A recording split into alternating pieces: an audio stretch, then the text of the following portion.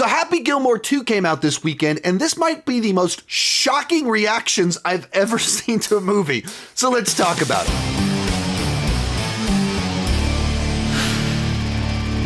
So I was born in the early 80s. Adam Sandler kind of rose to comedic fame while I was in high school. So he is on the Mount Rushmore of comedy lead actors for me and for my generation. And his run of movies from like 95 to 2005 is just jam-packed with comedic gold, some of my favorite comedies of all time. And if I were to pick two from the 90s that I would be like, yeah, these are the two that I go back to the most, one would be The Wedding Singer, my favorite Adam Sandler comedy, and one of my favorite rom-coms of all time, and Happy Gilmore. Happy Gilmore in particular is like my wife and her family. It's one of their favorite movies and one of the movies that they quote to each other all the time. And so we probably actually watch Happy Gilmore significantly more in my household than we even watch The Wedding Singer, which my wife also loves. And this one gets quoted significantly more in my household for the reason that I previously mentioned. When they said that they were doing a sequel to Happy Gilmore, I was pretty nervous for two reasons. Long delayed sequels don't tend to have the best track record. Actually, I guess three reasons. Don't have the best track record, so I'm usually immediately nervous about them. Second reason, the specific nature of 90s Adam Sandler comedy makes it difficult for it to translate into now, where he played these 30-year-old man, like played a 30-year-old man-child, this guy that's 30 and he's yelling and screaming and losing his temper and getting into fights and stuff like that. Just this rowdy juvenile humor that plays very differently when you're 30 and a man-child and slowly learning to grow up versus pushing 60. It's not the same thing. It plays very differently in these two age brackets when you're grandpa age versus, older end of young adult and still maturing. It's not the same thing. Like if you do Big Daddy with 30-year-old him versus Big Daddy with 60-year-old him, it plays very differently. Third reason, Adam Sandler comedies on Netflix do not have the best track record. Like when you think of classic Adam Sandler comedies, you think of stuff from the 90s and early zeros. You don't go, man, Hubie Halloween, what a good movie. Like, my family likes Hubie Halloween. My kids enjoy it, so we've watched it probably more than most people. But like, I don't get excited for Adam Sandler Netflix comedies because the quality is just not at the same level as it was before. And the joke has become Adam Sandler he takes his friends and his family off to make a movie and they hang out for a little while and he gets paid millions of dollars to hang out with his friends and family. So I went into this movie pretty skeptical of the film. And unfortunately, the movie pretty quickly confirmed some of my biggest fears. I'm going to spoil, if you haven't watched the movie, which I doubt that's anyone since based off of records, this movie's breaking records, but spoiler warning, in the first 5 minutes of the movie, they kill off Julie Bowen's character. They kill off Happy Gilmore's wife in the first 5 minutes. And generally speaking, you lose me a lot when you do that. And you go, well, in the original Happy Gilmore, they killed off his parents and he killed off his dad and he had to be raised by his grandma. Like, that's not the same thing. We never met his parents. So writing them off quickly is not the same thing as killing off the established love interest from the previous movie. And then when you take her out on the press tour and she's like, well, I'm so happy they brought me back. I thought they'd recast me. No, they didn't recast you. They killed you. As soon as they killed her off in the first 5 minutes, the movie kind of put me on like defensive of like, you better earn this. Like, you better come up with somewhere to go with this that wins me back. And the movie never did. Are there a handful of jokes in here that are really good? Yes. Did I laugh out loud during this movie? Yes, I did. But not enough. The pace at which I was laughing out loud wasn't enough. And then from there was a lot of chuckles and there's far too many misses. And instead what I got was a movie consisting of alcohol and depression, callbacks, and cameos. And I just wanted more from this movie. Kind of from the very beginning, they headed in a direction that didn't work for me, which is they killed off a character. There's not a lot of movies where that works for me. There are a few, but there's not a lot of movies where it works for me when you just kill someone off right at the beginning like that.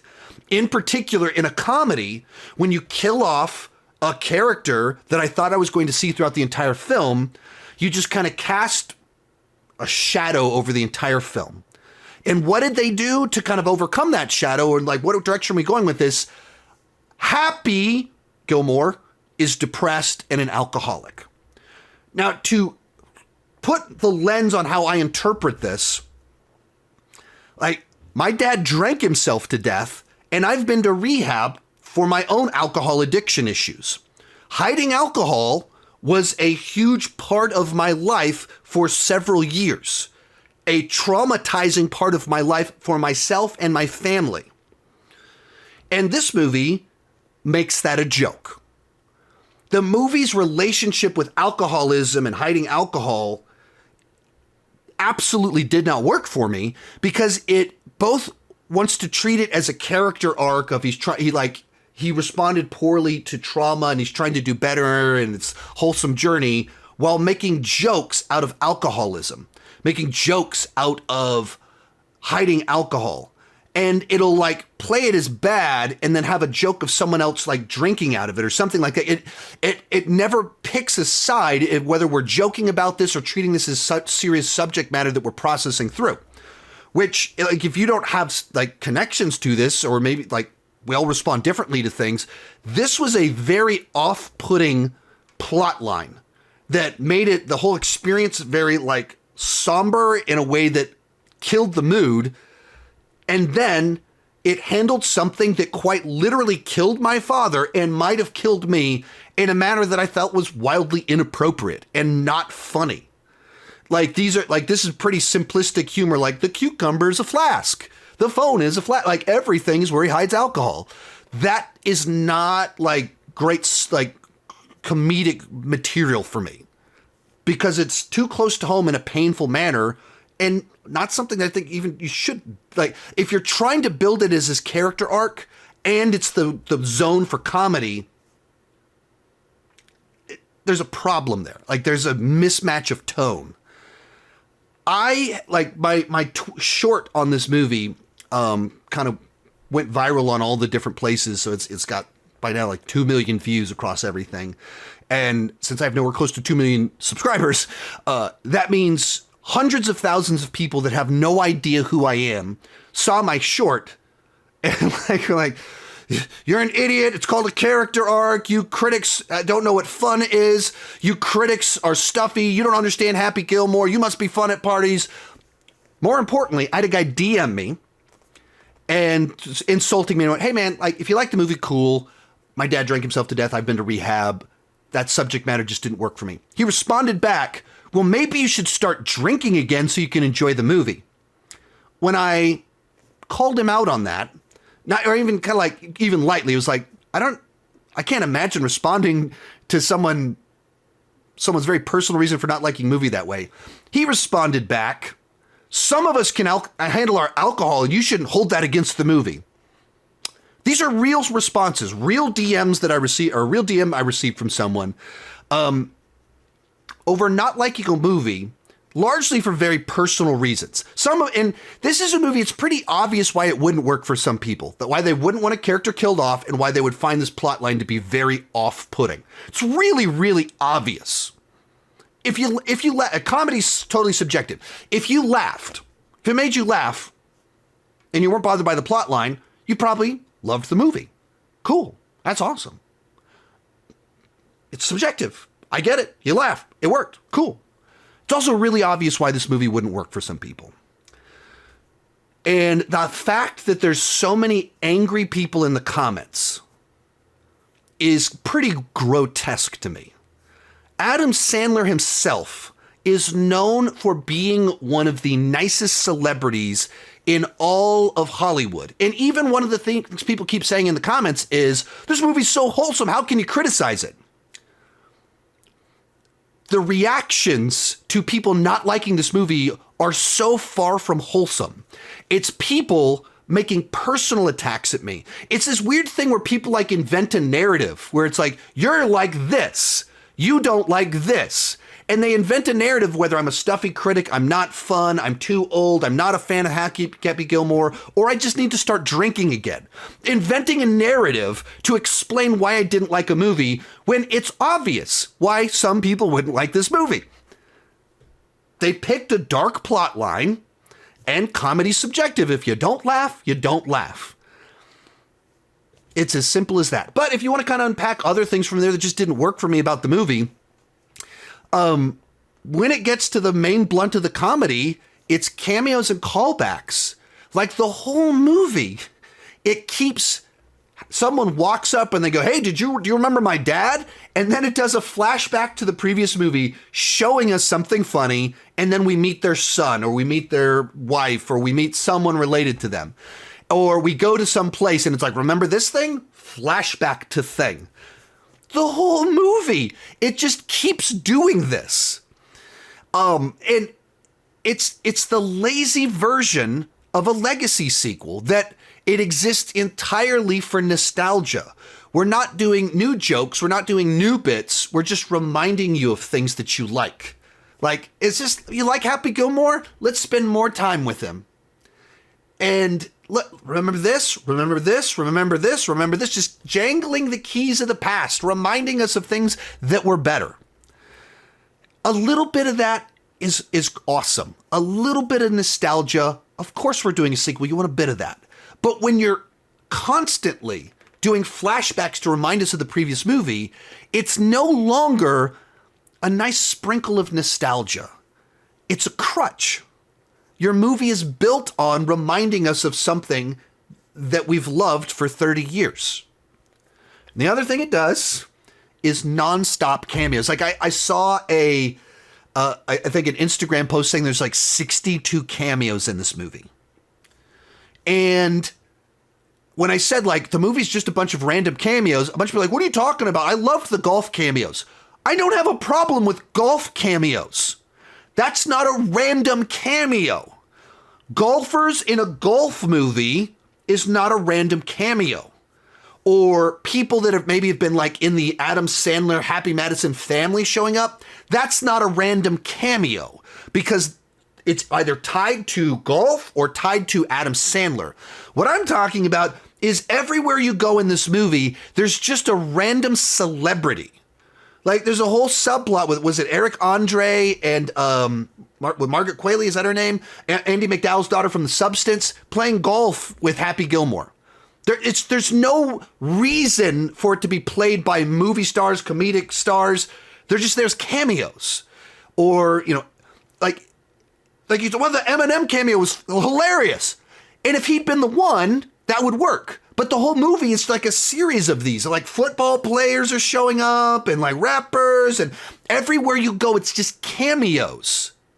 So the movie is built on, hey, look, remember the last movie? Hey, look, remember that famous person? That's the whole movie. And when it's not doing these two things, it's, look where Happy's hiding the alcohol. If it made you laugh, it made you laugh. But stop and think about what other people might have wanted from this movie. Less depression and alcohol, and a movie that wasn't so reliant on, hey, remember the past, and hey, look at these celebrities. That's not crazy or unreasonable to want a movie to tell its own jokes. Original Happy Gilmore had some cameos.